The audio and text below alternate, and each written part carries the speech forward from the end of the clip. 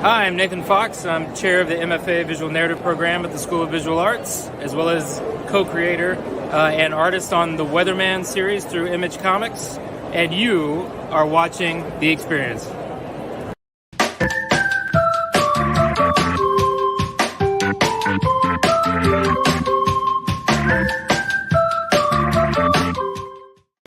Hey, good afternoon, everybody, and welcome to the Dan Wickline Show here on The Experience. Now, today I am going to be joined by writer Pat Shand, who will bring in just a couple minutes. But there was a bit of news that dropped earlier today that I definitely want to mention. In part, we'll probably do a much bigger thing about it next week. But Deadline is reporting, and as news sources go, Deadline pretty high up there, pretty reliable. Now, Deadline is exclusively reporting that Marvel Studios, Marvel Cinematic Universe, is working with writer Sabir Prasada, who is the writer on the Moon Knight series. Well, they're now having him develop a new project starring Richard Rider, also known as Nova. Now, we don't know yet whether it's going to be a feature film or if it's going to be a Disney Plus series. And so far, the only other name attached, of course, is Kevin Feige as producer. Now, if you know anything about Nova, it ties in a bit to the Guardians of the Galaxy movie because that was Xander and the Nova Corps. Nova himself was a character created in 1976 by Marv Wolfman and John Buscema. They did the first issue. It came out about 14 years after Spider-Man debuted, and it was kind of every once in a while Marvel will launch a new book that's kind of the Spider-Man feel. That late teens, early 20s guy suddenly gets superpowers and becomes a hero. They did it with, that was the formula for Spider-Man. That was the formula for Darkhawk and a few other characters. I think Gravity was one of them. Speedball. Well, Nova was the one they did in the 70s, or 1976 specifically. But origin-wise, it's very similar to the Green Lantern because he's one of the Nova Corps and the Green Lantern Corps group of space police, basically.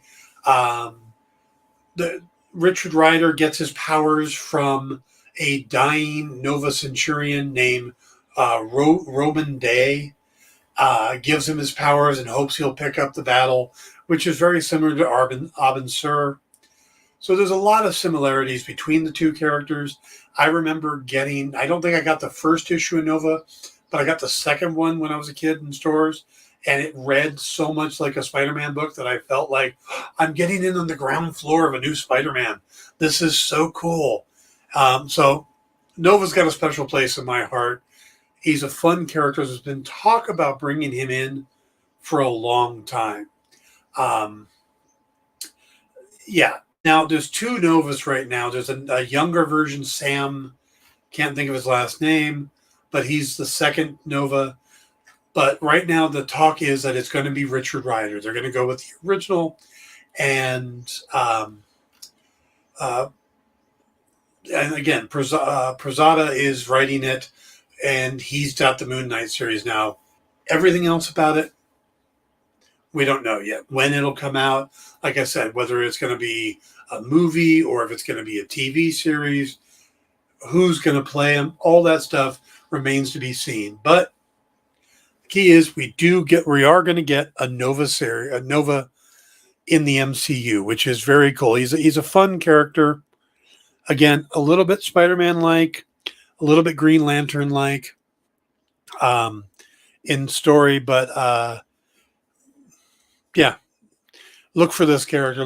I expect we'll start hearing more about it, especially this summer when D23 comes around and Marvel starts talking. If they've got somebody writing on it, I have a feeling they'll start talking about it. So, and again, it comes from Deadline, and Deadline's a pretty trusted and reliable source. So, all right. that is the news for today. We are going to jump right into our conversation. And he is the writer of Destiny New York. He has done a ton of books with Zenoscope. He does Kickstarter books now. He is a very prolific writer and a good friend. So let's welcome in Pat Shand. Hey, how's it going, man? Good. How you doing, sir? Not bad, not bad, not bad. I bit my tongue harshly today. I was in a meeting and it just derailed my entire thing. I sneezed and my sharp back tooth pretty much just impaled my tongue, and I've been struggling ever since. But beyond that, tongue aside, I'm good today. Now everybody in the audience is going, "Oh, ow." Yeah, dude, it's one of the worst pains too. It's and I always forget how quickly the pain goes away, but when it first hits, dude, unimaginable, searing pain. You know? Oh yeah. It's an equivalent to being kicked in the groin. Yeah, pretty much. Yeah, I I put the phone on mute, and I hear the meeting still going on, but what I'm taking in is just white noise. I'm just fucked up. Oh, can I or not or curse on this? We try not to curse too much, but Okay. Yeah, I'll watch it. Sorry, man. but we did have Raven on here once, and you can. Yeah, I mean, you can't reel him in. So Yeah, no, and the cursing wasn't the worst part. I mean, I also had him on my podcast, and there's a certain P word that he said it so many times that I was thinking about putting a counter, but it would have just been so much work considering how prolific of a P word sayer he was. So yeah. Raven could almost be a drinking game. Oh, easily. I mean, you die. Yeah. Absolutely. Yeah. Absolutely. Both of us have worked with Raven. Both of us have worked at Zenoscope, and Raven was a big part of Zenoscope. At least when I got there, it was Joe, Ralph, and pretty much Raven. Yeah, people, a lot of people that have talked to me about Raven, because he's someone who we're in this prolonged kind of like fake beef on Facebook, and a lot of people think that it's real. I mean, all of Raven's fans think that it's so real because he posts as if it is real. But most people who have talked to me about it know it's fake now because I tell them, right? Yeah. But so many people who talked to me about Raven thought that he was one of the founders and co-owners of Zenoscope because he was so tied to their universe with Wonderland, and he kind of came in not at the ground floor, but like floor 2 or 3.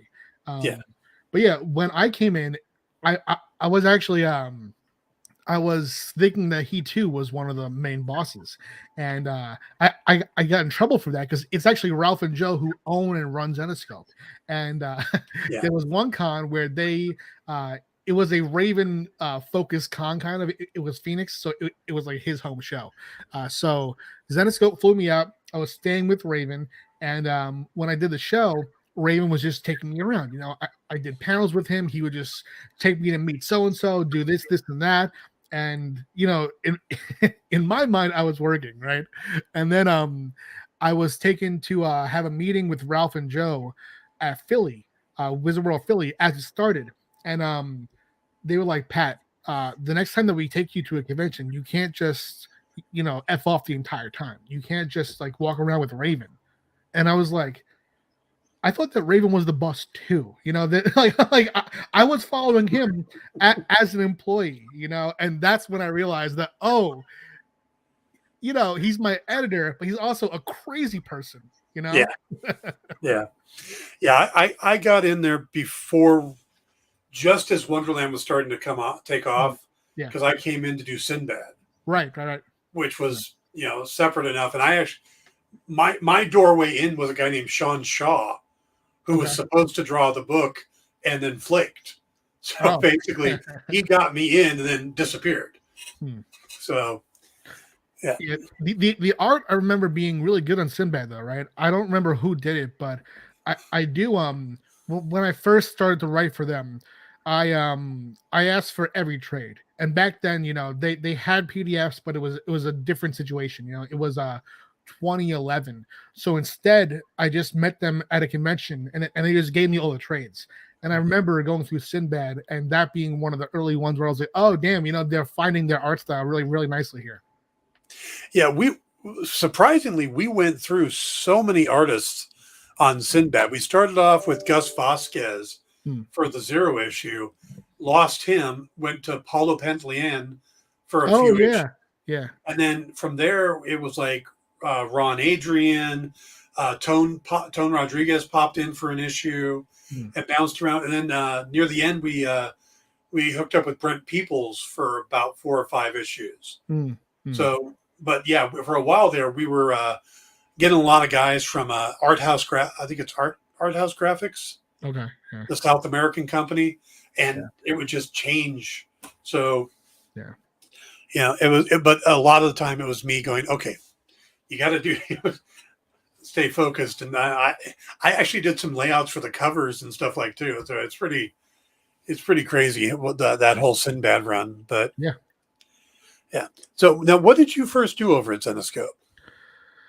It's funny. The first gig that I got was it was 1,000 Ways to Die. I wrote them about Charmed because I had just come off my first ever gig was Angel for IDW, and I thought that since Zenescope had Charmed, it would be kind of they saw that I could do Angel, so it would be an easy transition. And when I did that, they were looking for someone to write kind of like an in-between storyline because they had Paul Roditis who wrote season 9, which was going to wrap up, and they didn't know how long they would hold the license after that. So the intention was for me to do a 3-issue miniseries, and they tried me first on 1,000 Ways to Die, which was the Spike TV series. So I did 5 kind of like not issues but chapters there, I guess, because it was a graphic novel with each story covering a segment. So I did that, and that was pretty much just adapting a script into a comic script and adding this little side story. So I did that, and then I was hired on Charmed, but didn't get to write that for a long time because they were kind of working out the license, and it ended up being not 3 issues but a whole season. But my first major thing was Grimm Fairy Tales, the 2011 holiday special. I did that, and then it was a few one-shots here and there, like the 2012 annual, which actually tied into your Angel one-shot. And that was going on then. And my first series was at the same time Robin Hood and Godstorm.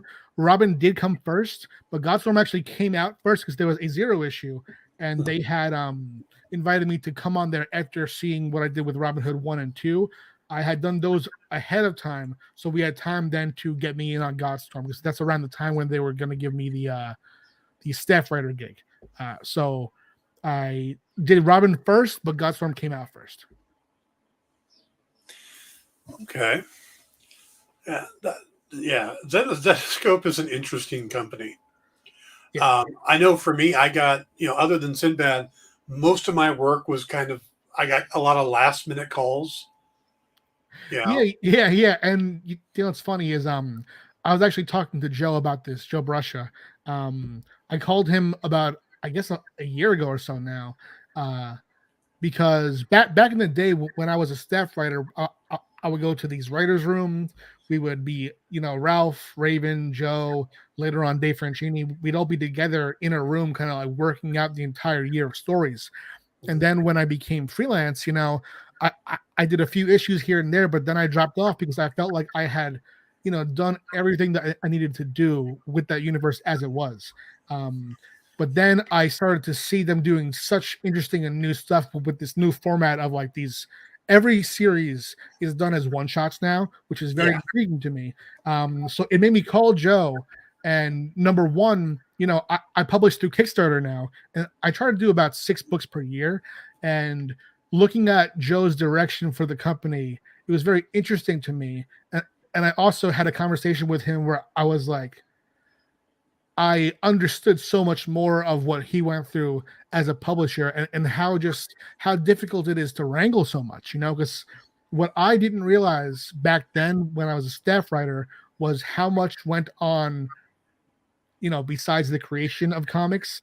And when you say about how the gigs come last minute, now on my side where I'm hiring out, dude, now I see why. It's there are certain things that I couldn't have even thought would come into the process. Like about 3 years ago, I was within days of promoting a Kickstarter that would launch in 3 weeks, and last minute something happened with the artist where I was like, oh, we can't do this book at all. So I need to do a book that I was going to do next November now. So that, yeah, I definitely empathize there. But yeah, as a creator, it can be challenging to be like, to get that kind of last minute gig and make it work. Yeah. It definitely can be challenging. And that's why one thing that I do like about Zenescope is that, back when I was a staff writer, and even now, they keep me very very in the process. So I mean, for example, today I was able to do a full lettering proof on the Dracula's Daughter issue. It's this 72 pager, and that I had about a week and a half to write, and I was writing it in these one chapter chunks because it's going to be overall 5 chapters and an epilogue. It's pretty much a full graphic novel, Yeah. And writing it in those chunks was helpful for production, but I was a bit worried that it wouldn't be, cohesive. So I was very grateful that they just gave me a full folder of the art, and I was able to adjust my script and really streamline the dialogue and make it all tie together thematically before they go to letters. And that kind of thing is very helpful to creators when it's a last minute gig, when it's a gig that could have been done in a month, but was done shorter. That kind of thing almost lets you do it as if you had that extra time, Absolutely. Yeah. What's the fastest you've turned around a script overall, but for them? Oh boy. Overnight, for sure. Overnight. I mean, especially back when I was first starting out, I was so eager to show what I could do. And it was the 2012 annual. I got the gig at about 4 p.m. and I had 3 days to do it. It was a 38 to 44 pager. And my goal was to impress them and do it that day. So I did it by 4 a.m. that night. And I was very impressed that I was able to do it. And it did kind of like give me the the mode of, oh, Pat can do it fast, so we'll give him more gigs, which was my intention. Yeah. But also led to, a lot of self expectation, less from Zenescope because they did give me reasonable deadlines, but more that I always wanted to challenge myself to be good and to be fast. And that carried over into my prose stuff. And with prose, it's a lot harder to be that fast. And I've been, every novel, work for hire novel that I've been hired on, the deadlines tend to be pretty brutal. Yeah. My Marvel novels I did, I think in 2016 or 17, those I did 4 in a year, and one of them I had to do in less than a month, and just that was intense. It was very intense. That writing a novel in a month when you have licensors kind of over your shoulder, that to me is harder than doing a single issue in a night for sure. How many words were those novels? 50K. Okay. Yeah.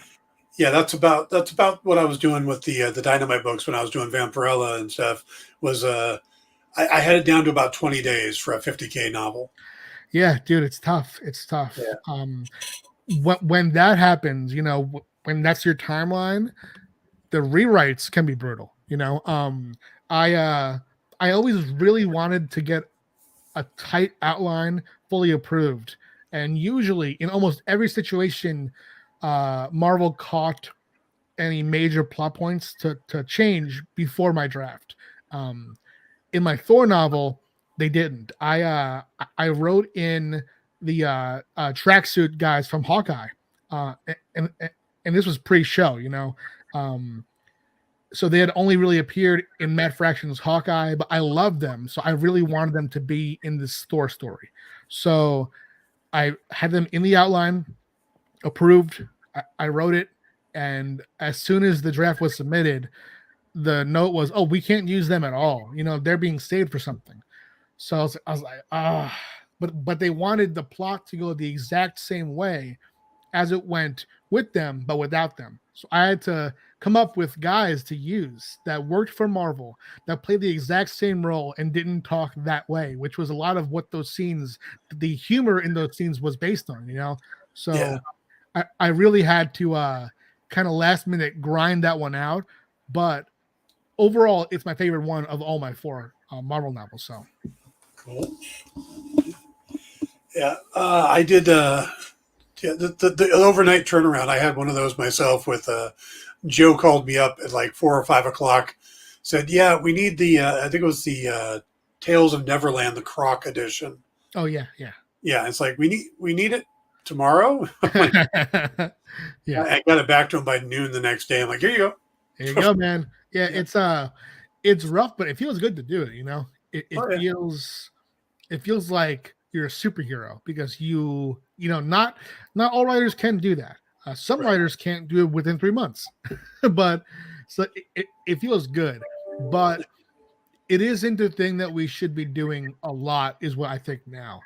I used to do it a lot back in the day, and I think that now, the more time we can let something sit and revisit. And that's why I love a pre-letter draft so much, is that it kind of lets you do that. I sometimes I won't change much. Other times I'll change quite a lot, dude. I am on Van Helsing Shattered Soul, which is coming out I think this month or next month.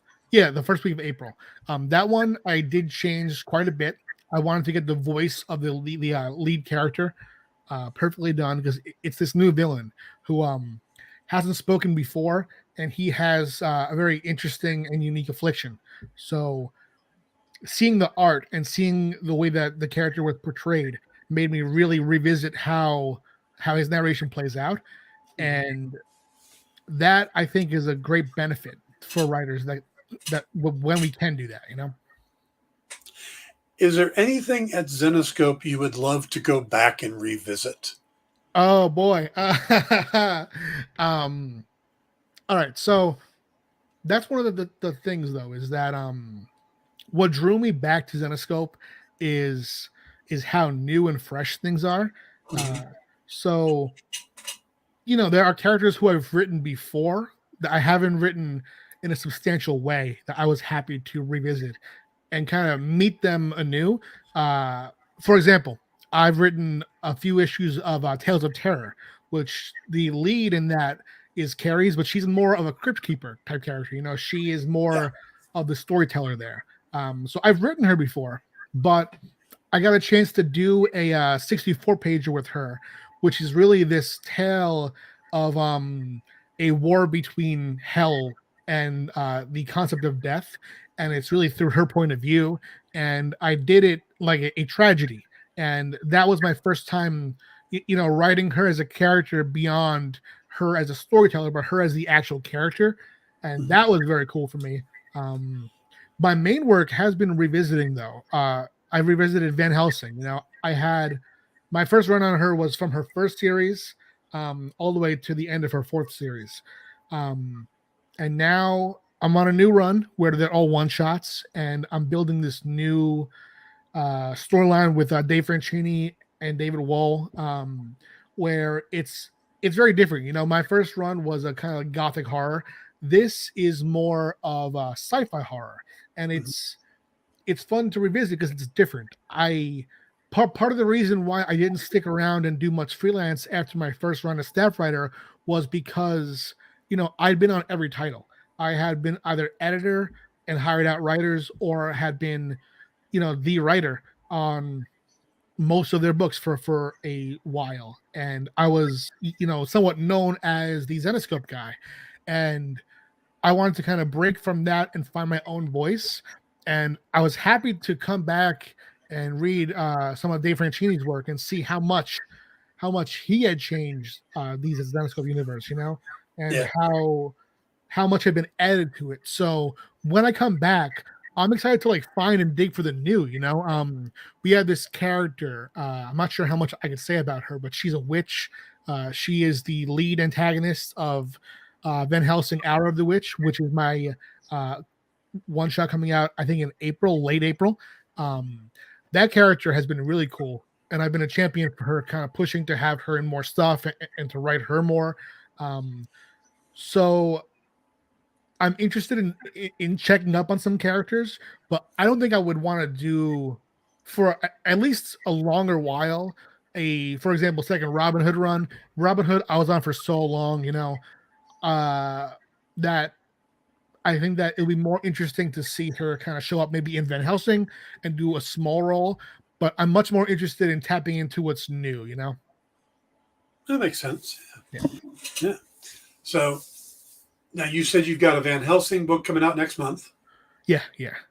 And which one is that again? Well, first there's Bloodborne, because I'm on. I believe every Van Helsing issue coming out this year at least is going to be under my run that I'm writing and plotting with Dave and Dave. Next up is Van Helsing Bloodborne. No, that's wrong. Next up is Van Helsing Shattered Soul, which is a 32-pager. And then comes Van Helsing Hour of the Witch. Then we have a special, which kind of breaks from the Van Helsing focus and has it as her villain. It's Dracula's Daughter. That's going to be a 72-page annual. And then in June, I go back on Van Helsing proper, which is Van Helsing Bloodborne. Okay. Just clicked here. I've actually got Van Helsing Hour of the Witch right here. They sent me a review copy. Oh, nice. Yeah, that's the one that has my new favorite villain. She is, she's a witch, but she has a special affinity for vampires, which plays out in a very fun and unique way. Cool. Okay. All right. Let's take, we do a break halfway through the show, and we're just about there. So let's go ahead and take the break now. When we come back, we'll switch over and talk about your Kickstarter stuff, the things that your own self-published books. So yeah, let's do it. We'll be right back with Pat Chan here on The Experience.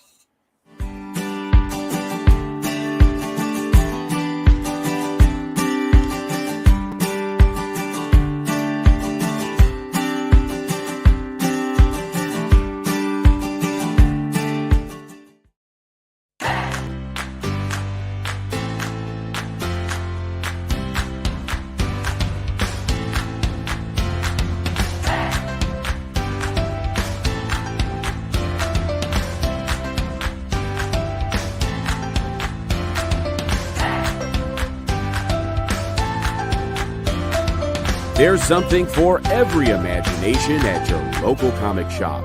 Visit comicshoplocator.com to find a store near you.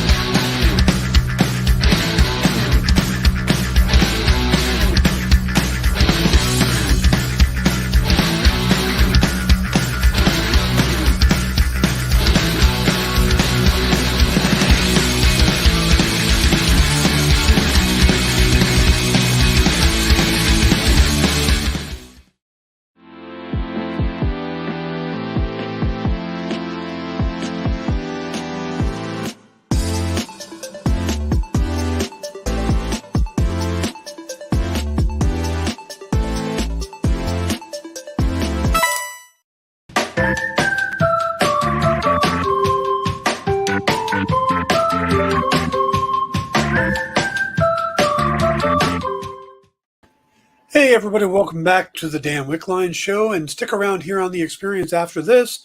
We will have What's in the Box with Miss Jen, where she pulls a random box out of the warehouse opens it up and just sells whatever's in it.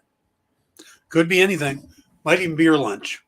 After that, we have Space Cadets, and I believe that's it. I think Kicking It with Omri has been postponed this evening. So, but stick around for What's in the Box with Miss Jen right up after this. We are talking to writer Pat Shand, creator of Destiny New York. Oh, yes, and there's that show that I don't ever say the name to. Nerdcular Warfare.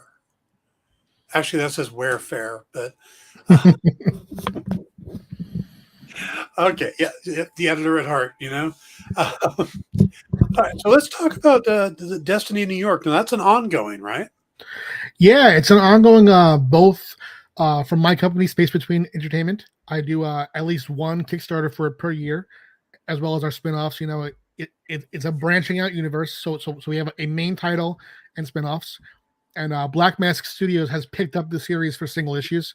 So while I continue the graphic novels, Black Mask is serializing it through single issues in comic shops. Very cool. Now, has that already started with the individual issues? Oh, yeah. We're on issue 10 now. We're doing some specials. That's been going on since around this time last year. We launched with a Terry Moore cover, which was a major, dream of mine. And nice. Yeah, we've since both continue, both the single issues and graphic novels with the single issues now on our second arc, and the Kickstarter is about to go to our sixth. So it's been a bit of a fun time explaining to people, who read the different versions where we're at in the story, but Kickstarter and the DM are such different markets that there's been, little overlap. There have been people who I met at a Comic-Con who came to my table for me to sign issue 1, and we're very surprised to see volumes 1 through 4, but yeah, there's such little overlap between Kickstarter and the DM that it's been interesting exploring both and trying to find a way to, make the series flourish in both. Why do you think that is? Why you would think that comic collectors or comic readers, but yeah, do you think some people just prefer to go the Kickstarter route? Or... I think that the shops kind of sometimes scare people off. I think that people don't really feel always a part of the community when they go to a shop. And, some comics people are also very introverted and very scared to ask questions and scared to, put in orders for something. Mm-hmm. So that's one thing. And that can, drive people to being online a lot. And Kickstarter it is a platform that also empowers the reader in a way that no other place can do. It gives them not only direct contact and a connection with a creator, but also a way to be a part of a book in a way that didn't exist before. These books that I do exist because of them, the backers and readers, and that's pretty unique. And there's a major incentive there. And I think that what Kickstarter hasn't done that the comic market does do directly is the collector's market, really. Kickstarter is more, mostly readers with a percentage of collectors. And most of them are going to Brian Pulido campaigns, because Brian Pulido is an amazing, amazing mind when it comes to taking an IP and turning it into both a narrative and a collector's heaven. If you love his IPs, his Kickstarters will give you everything you want and more. Whereas, with a smaller thing, it's really trying to use Kickstarter to get something its legs for the first time and then maybe grow from there. But the DM, I feel, is more 50-50. It's more, you go into a comic shop and you're probably about 50% readers, 50% collectors maybe, and that, isn't the same of Kickstarter. So they have these different quirks that build different audiences. And I mean, for example, webtoons, different than both.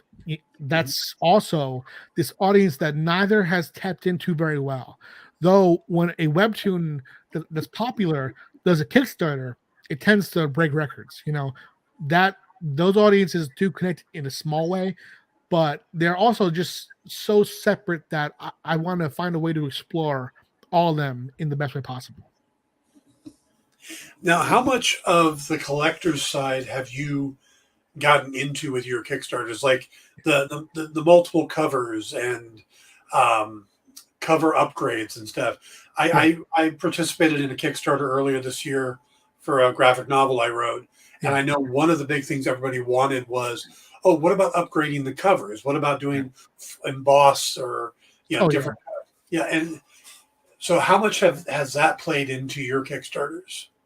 A decent amount, as far as a variant cover, I used to do a lot, but because they're trades and they have a higher price tag, even just a standard, paperback, I tend to not do as many these days. The sweet spot for me is one or two variants. So I'll do that. And as far as upgrades go, I like spot gloss. That's nice. And I'm trying out a gold emboss thing for a hardcover for the first time. So we'll see how that goes. But beyond that, I do tend to go more toward the content side and less collector side. I'll give the collectors the things like the spot gloss and the extra covers. But when it comes to stretch goals and adding to a campaign, my number one idea usually is to add more content, to add a bonus story or a behind the scenes thing. Just because that is a bit more, this is a boring answer, but it's more manageable stock wise. For my first few Kickstarters, my closet is filled with variant covers because I printed too many of those. And the more you print, the less it costs. So it's good up front. It sounds great up front, but now I have a lot of variants here that I haven't found a way to monetize yet when it isn't on a property as hot, say, as my flagship, Destiny New York. Spooky Girls, I have so many variants left, which I'll find a way someday, but just my living space and my storage space has definitely made me want to pull back on how much I do that kind of stuff. Now, is part of the backlog you have also due to the fact that we had so many conventions not happen because of COVID? Yeah, it could be. I always try to plan for the future, and sometimes I plan for the future a bit too much and too distant in the future, because the truth is that if it isn't a series that's ongoing, like Destiny, I'm not going to want to keep selling variants of a one-shot book that I did years ago in 10 years. So that I've learned. But yeah, it's partly that and partly just trying to save in the moment and definitely overestimating how much I would do with my stock once I had it. Now, you've done prose. Yeah. And you do your own comics. Have you thought about doing your own prose? Yeah, I do. Recently, my graphic novels have had in the back a bonus story that's done in prose. That I like a lot. And I have a book that I'm doing with Dan Leister later on this year called Devil in America. That's going to be about 75% comics, 25% prose. And I'm still working out how it's all going to piece together. But I am very interested in getting back to prose more frequently and doing it in a way that experiments with how it can appear with a comics page and kind of break it down. I love how I mentioned before Terry Moore. He would have entire sections of certain books that will be prose or script. And somewhat recently, Scott Snyder and Jeff Lemire had this book, Life After Death, I think it's called, which was prose, kind of poetry a little bit, and comics. And I love the intersection there. So I'm toying with that. And also one day I would like to do a straight prose series. I don't know if through Kickstarter or through the book market, we'll see. But that's definitely the intention, is to, especially when Destiny New York winds down in the future, to do more prose for sure. Yeah, that's the one thing I've found for conventions and stuff is that you're so dependent on, if you're working for other publishers or stuff like that, you're dependent on getting books from them, your comps and stuff to do tables. Where, I have a novel series I did, and I did it through print on demand. Yeah. Which is nice because I can always order more copies. That's cool. So I've got some table thing. I've got something for the table at all conventions. That's cool. How I haven't tried to sell much pros at cons. How do those do? Surprisingly well. Nice. It's a 3-book series I've got right now, and I can usually move at least a couple dozen at a show. That's great. Yeah, and make up my travel expense or whatever it is. So I can, it's a good way to break even, because a lot of people will pick up a novel more so. I mean, they're a little more experimental with novels, and then with comics there does seem to be a shelf life. Where a novel they don't seem to exist. If it comes up and somebody goes, they see it, if it interests them, it's going to interest them regardless of how old it is. That's true. If you look back through certain eras of comics, just based on the art, you can kind of tell when it was done. Based on even the lettering, based on the coloring, you can kind of tell usually. So yeah, you're right. It does kind of date itself sometimes. Yeah. And even, with Destiny New York, I did the first volume in 2016.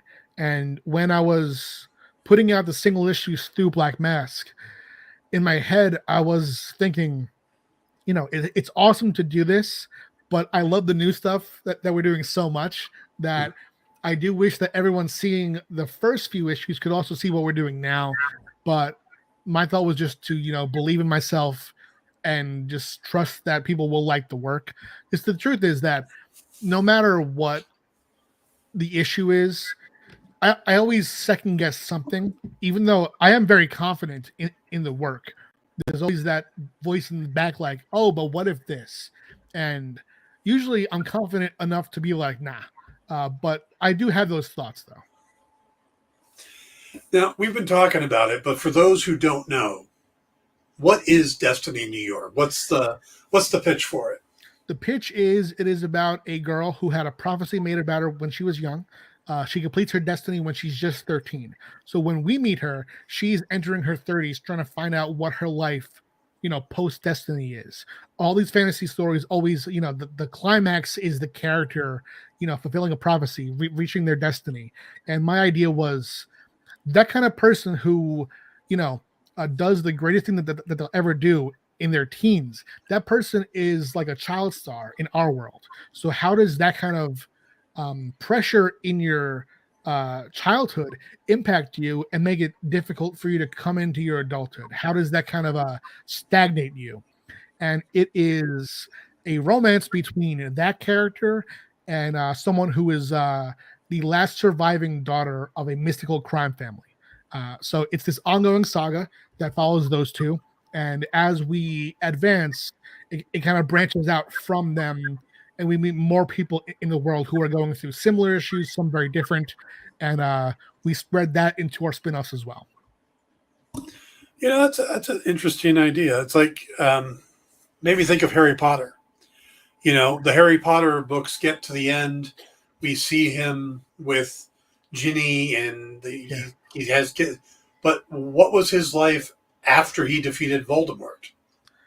Yeah, he's and that's funny too, because we have a character in the book who is a parody of Harry Potter, because we wanted to sort of embrace the comparison and have a character who would be everything that someone would expect to see and then subvert that. So he's very much, that character starts as a joke where we set him up to be a Harry Potter-esque character, but then he's lying about everything. He's just a lying, kid who has no idea what he's talking about.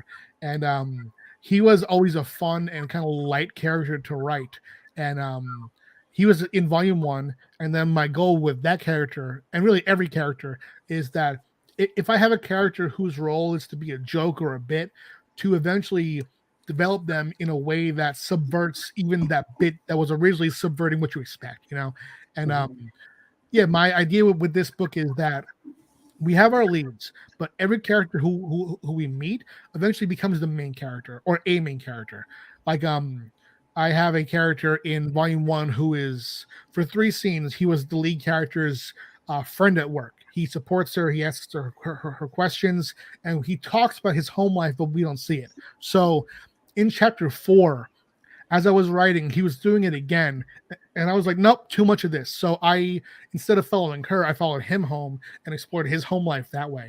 And that worked for me in a way that from that point on, I was like, all right, so every time a character feels as if they're playing too much of a role for someone else is when I will branch out and make them as big of a character as who they were supporting. You reminded me of a question that popped up on another show the other night.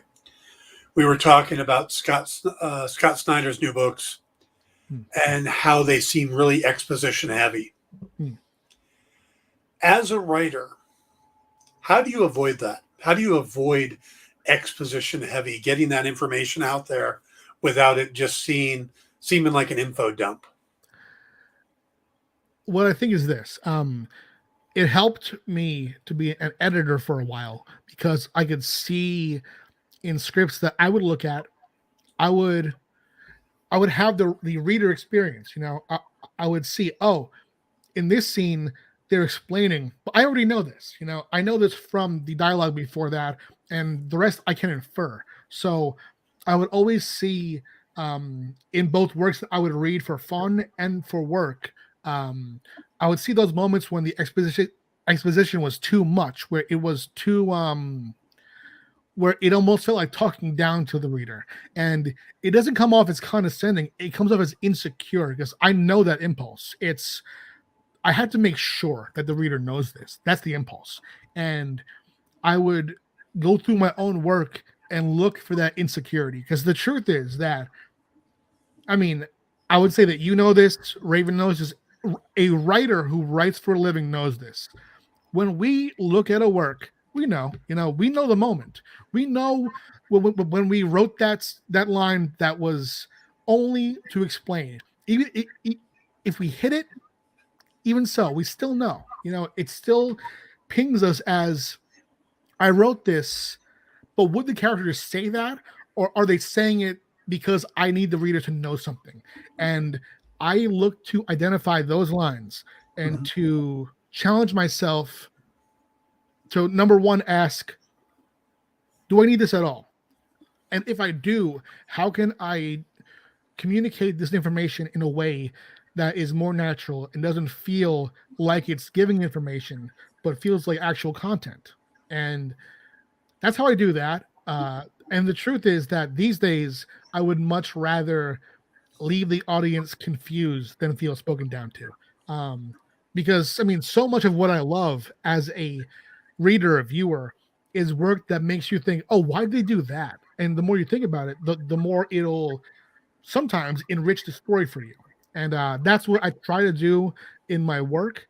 And yeah, I would rather risk the reader being confused than talk down to, for sure.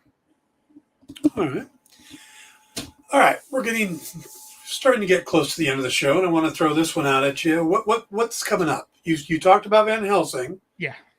What else do you got? What do you got coming in from Space Between? What's Space Between. All right. So next up is, printing and shipping right now. Hopefully I'll receive books soon. The shipping situation from printers has been difficult for everyone right now. But a book called Thirsty, that is the book that I co-wrote with my wife, Amy. Oh, there it is. That is a collection of not safe for work stories that are kind of interconnecting, sort of like a, we joke, but we pitch it as a Crash with sex. And this is kind of an anthology, kind of a graphic novel where it all comes together. And that was kickstarted last year. And the hope is to ship it in April so we can do a follow-up called Cheeky. Cheeky is very much in the same, there it is, the same vibe as Thirsty. it isn't the same series, but it's kind of like how we do our erotica line, where it's done in the same idea, the short stories that tie together. So that's that. That'll launch hopefully mid-April. As long as I can ship Thirsty, I never want to do too many active campaigns at once. So once I ship Thirsty, Thirsty packages will have a card that links people to this new campaign, and at that point, people will be able to order both. And this week, I'm sending to print Destiny New York Volume 5, our spin-off called Smoke Weeds to the Future, and a Destiny New York art book. And once those are out, I'll be able to launch Volume 6, which I'm hoping for early to mid, maybe summer. Very cool. So lots of good Pat Shan stuff coming up. Yeah. If you enjoyed this universe, there's a lot more coming. And for those looking to do some of my books outside of the universe, there's Thirsty, Cheeky. Fall will be Devil in America with Dan. What else? A few things I haven't announced yet. Some work for hire stuff, and I'll stay on Van Helsing, do that title, and I am on the ongoing Mercy Sparks for Devil's Due. I just don't know when that's going to come out. I wrote issue 1 and 2 so far, but those are also these oversized one-shots where they all stand alone and they'll build toward an ongoing thing. So Mercy Sparks, I cannot quite say when that'll be on shelves, but that I'm doing as well. Very cool. JD's just put the link to follow Pat on Instagram, so you guys can check that out. Yes, indeed. He's also on Facebook, I assume Twitter. Yeah, Facebook, Twitter, TikTok, all of it. Cool. All right. The one question I love to ask is, what is that property, what is the golden egg? What is that property out there that you would love to get a chance to write? Oh boy.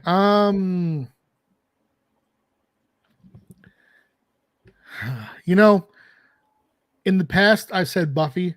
I'll stick with that because I had a chance to do Angel, and it was so short that anything really in that universe, Buffy or Angel, I would feel very happy to do.